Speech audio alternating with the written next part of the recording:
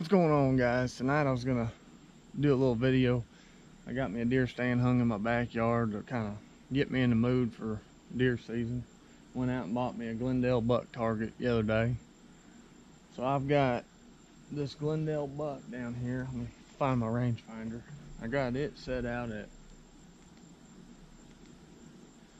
Glendale bucks at 17 yards.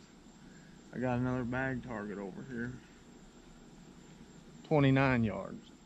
So those are two shots that you'd expect to see in the woods. Well, the question that I had, I swapped over to a single pin sight, and I know everybody's got the argument of, well, let's say the buck's at 29 yards and he runs down to 17 yards.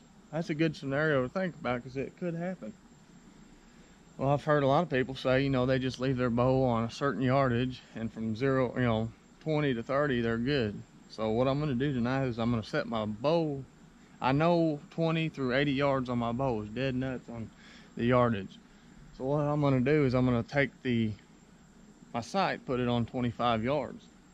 If I can kill this deer at 17 yards with a 25-yard pin and hit the middle of that bag 25 yards within a killable spot, that will take a lot of worry out for me, because it's a question that I've wondered too. So you're joining me on a test that I haven't even tested yet. So let's get a bow out and let's see what we can do.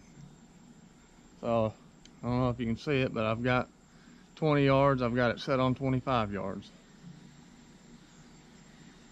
I'm also testing out my U-Slide bow holder / camera holder, just to get ready for that second angle this season. Yeah, pretty sweet little deal. You ought to check them out. Alright, so let's go with this buck first, see what we can do on it. 25 yards, it's actually 17. Let's kill this sucker.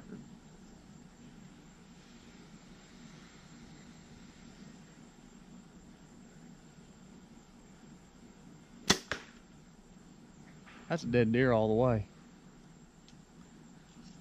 Now let's see about this bag. See, I held that pin right where that arrow is. So. Bag's at 29 yards. Got my sight set on 25 yards. Let's kill this bag.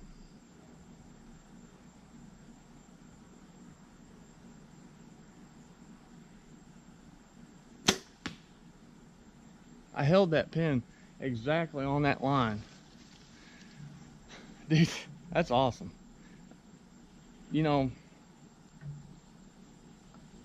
I've heard a lot of arguments about single pin sights versus multi-pin sights.